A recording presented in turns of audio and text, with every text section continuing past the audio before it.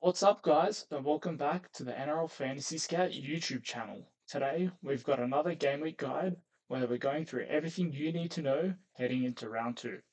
All the fantasy relevant news, answering your most important questions, who to buy, who to play, all of that will be in here, so stay tuned. If you're enjoying this content, please leave a like on the video, subscribe to the channel, comment any feedback or comments you want to see in the future below. If you want to subscribe to our premium service and get any advice or us to answer any of our questions on Instagram, the link to our Buy Me a Coffee is in the description. Follow our socials on Instagram, YouTube, and Spotify. And without further ado, let's get into the video. Starting off, we've got one of the most common questions we've seen on our Instagram from the Q&A yesterday, and it is, do we hold or sell our poor performing guns? So in round one, it was the likes of Tino, Mitch Moses, Reece Walsh, and Atoika Manu. And some moves we've seen are people going all the way down to a cheapie, such as Noah Martin, or they go across to someone like a Kalen Ponga, who smashed it round one. Now, the reason we buy these players is for their good scores. Yes, we do want them to have some value, but overall, they've averaged 50 in the past because they're great players. Have they had poor scores? Yes, that's just the name of the game. But if we look across all of them, like Tino, he lost by 50 points in a bad side. Mitch Moses, likewise, conceded lots of tries. Reece Walsh, that was awful from the Broncos and just a poor scoring game because there was lots of drop ball at Suncorp. Itoikumanu is the only interesting one because his team did well, but still would not sell any of these players. We paid for them for a reason. That's the nature of fantasy for their scores to fluctuate. They could easily come out and score a 50 or 60 pointer this week. Now we've got a hold or sell mid rangers like Dylan Brown or Hamish Stewart. First of all, Hamish Stewart scored 10 points above his break even, so he's a definite keep. He's only starting to make money. And I know people are concerned about the forward minutes, but it's the exact same as Vegas. Blake Laurie is not a big minute prop, so still looking good for Hamish. Dylan Brown, I expect to come good. He scored 37 in round one, but he had 16 points of demerits, and he didn't really have an attacking game, mainly because Vegas was a smaller field. I do expect him to improve and become that high 40s, low 50s scorer that we expect him to be. So overall, I would hold your mid ranges unless they're the only liability in your squad and you need to bring in Ryan Couch or Noel Martin. That same thing applies for people like Mitch Moses and Atoika Manu, the slightly cheaper guns.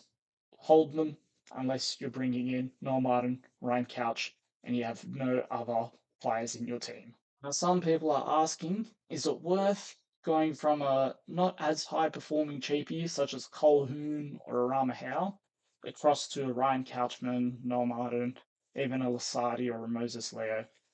And short answer is no, because whilst Colhoun and Howe scored 40 and 37 respectively, and it did look really poor amongst the 58s, the 60s, even the 70s and 80 scores from the other cheapies, we bought them as cheapies because they had low break evens.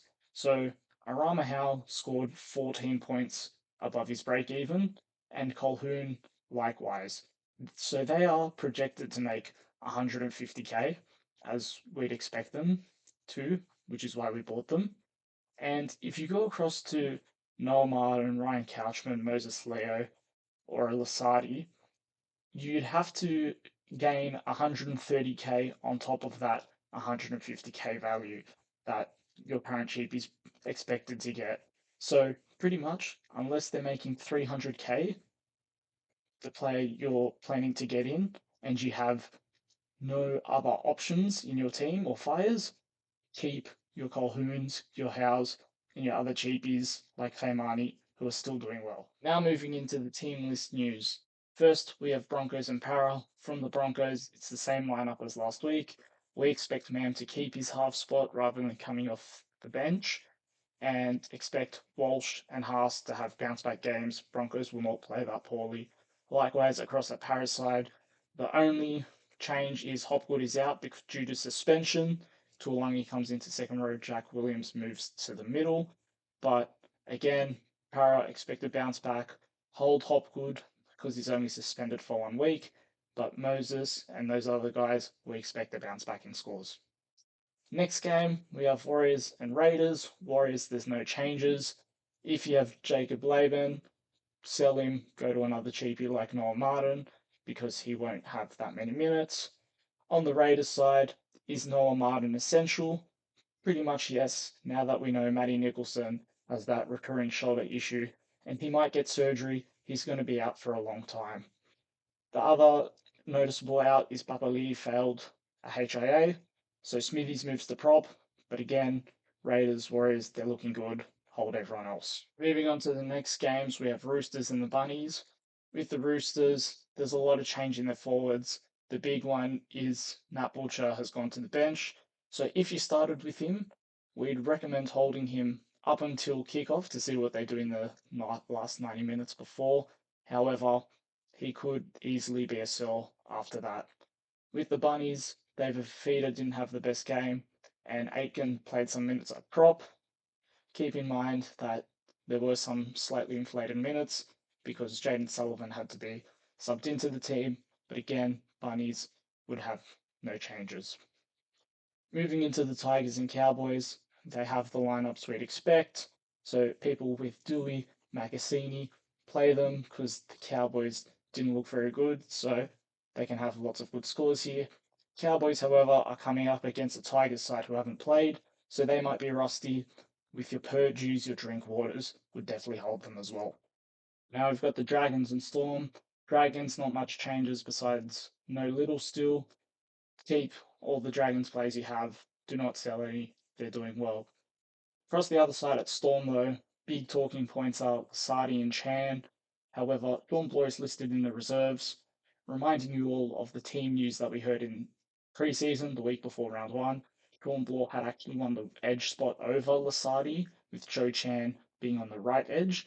So people who are looking to buy Lasadi, do so with caution. We'd actually recommend no, go with a Noel Martin or Ryan Couchman instead because their spot is secure. Or if you want to go for the more safe option, go for Joe Chan. Now we've got Panthers and Sharks. Not much changes to the Sharks. They're the exact same team. Panthers expect to bounce back from Cleary. Forwards, if you stuck with IPAP, keep him. He's looking to start. Yo should get more minutes. Don't know what happened last week, but he should still get 70 to 80 minutes. He's a hold as well. And rounding off the round two games, we've got Manly and Knights. Knights, the bigger mission is Fletcher Sharp. However, if you have him, hold him. He's only out for 1 week. Across Manly side, the only notable thing is Simpkin might not play 80 minutes. Last week, they had to use a sub for Takiaho's injury, so Joey Walsh might come on and spell minutes. But everyone else is a hold. Dolphins and Titans. Titans don't know what happened last week. Hopefully they don't get 50 put on them again. But all your Titans assets, hold them. And Dolphins, if you have Herbie, there's a good reason to captain him, but we'll speak about that later in the video. Looking at the fixture difficulties for the teams coming up, the main points are the Cowboys have very nice fixtures. So if you have your Drinkwaters, you have your Jackson Purdues, hold them if you can. They have some nice fixtures coming up and they should score much better. Knights have, after Manly this week, they have a tough month ahead. So keep in mind, if you're trading in Ponga, he might not be scoring 80 points every week.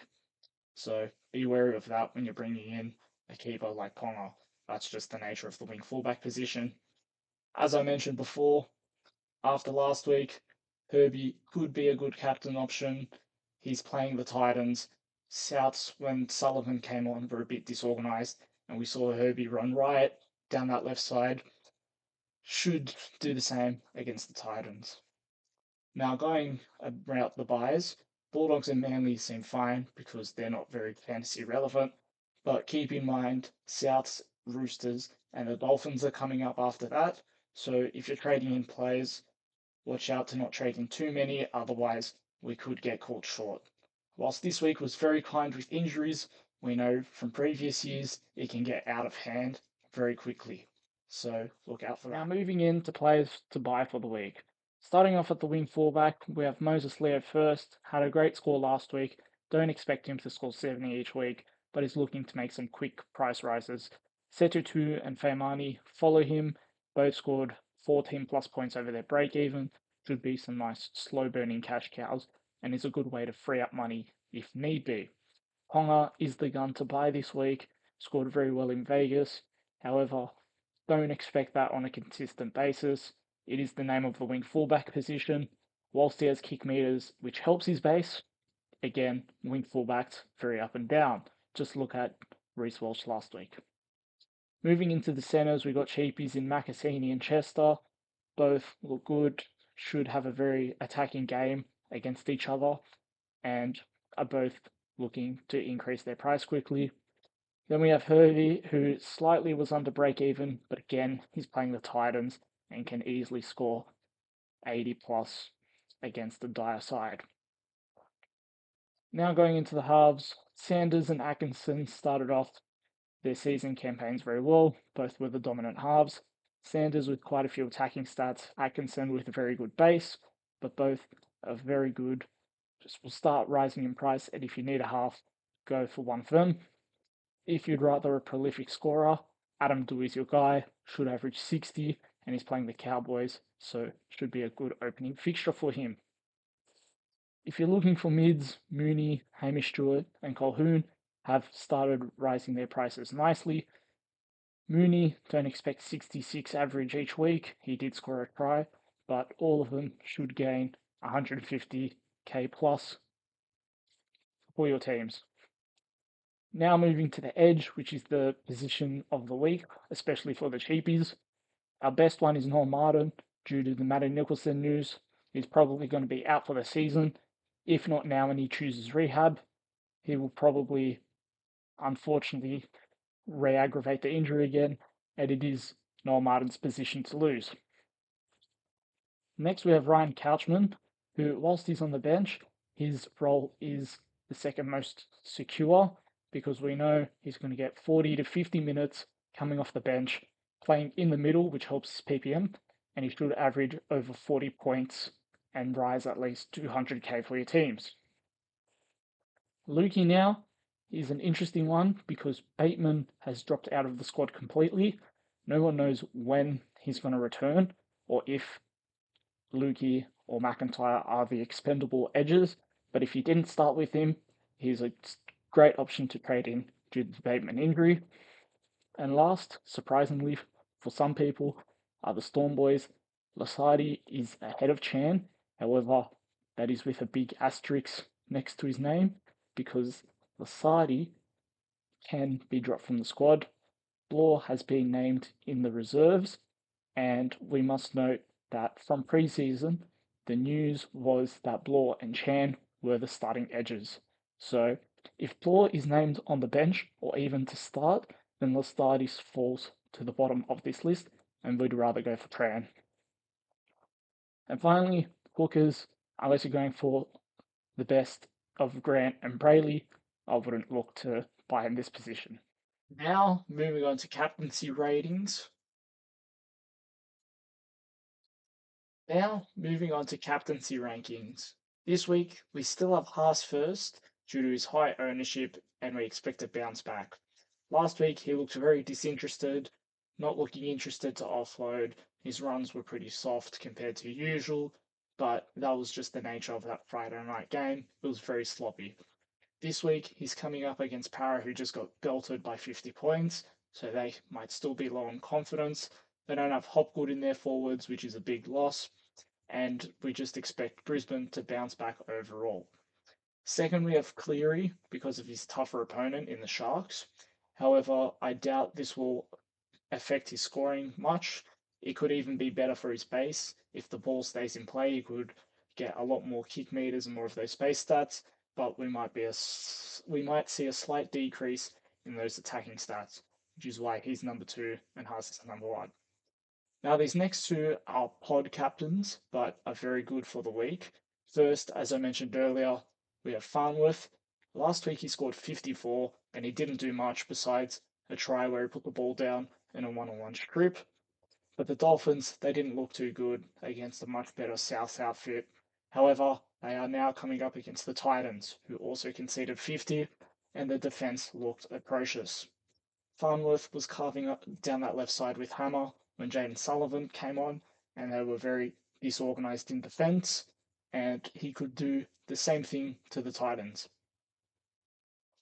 We are all very scared as non-owners. And the fourth one is Adam Dewey.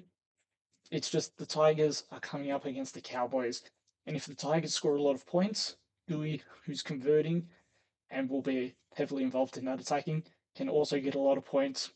He's the biggest smoky of them all, but wouldn't be surprised if he gets a 70-pointer this week. Now, the total rankings to play these guys in your team. I know you all have a lot of them, and we can't fit all of them in our teams, so this is the order that I'd play them in. Your best option is Noel Martin, should get 80 minutes, unless Sasangi drops to the bench and then Timoko starts. He could see a reduction of minutes there, but based on his form last week, is your best option. I know we're not high on him to buy this week, but the next player is Lasardi. However, again, if Blore is named on the bench or on the field, he drops from number 2 probably to around Joe Chan at 8. Then we have Hamish and Ryan Couchman, both Dragons forwards, expect a lot of tackles in that Storm game. Ethan Sanders, he's playing a much tougher opponent, Warriors in New Zealand, so don't expect as many attacking stats, but it could still be good for your sides. Lukey might be surprisingly low. He can have that boom upside against the Tigers, however, he could also score 30 points in 80 minutes, so that's why he's a bit lower. Calhoun will get 45 minutes, will score 35 to 40 points, a nice solid option. Then we have Joe Chan and Ram Howe, both. Whilst Joe Chan is lower, again, they're not going to beat Dragons by 50 points, and we expect him to score like he has in the past. And Aram Howe scored nicely last week, but will he get 80 minutes again? We don't know. Now moving on into the wing fullbacks and backs, we have Makasini first, Chester second, Leo third, Femani fourth, and 2 fifth. Pretty much these are based on the attacking upside due to the team they're playing. Moses Leo, he's playing the Dragons, but the Dragons we saw in Vegas are very good defensively, so you'd rather play a Makasini or Chester over Leo if you have him. And last but not least, if you still have him, do not play Laban, ideally sell him. Now looking at my team, I scored 921 points last week, which puts me at the 19,000 rank mark, but it's round 1, everyone's really close together. The good thing about my squad is a lot of people are making money. The only players that went down, funnily enough, were my guns, who underperformed, but everyone else did very well. And the only very good cheapie I'm missing is Noel Martin, so he's the only trade I'm looking at this week.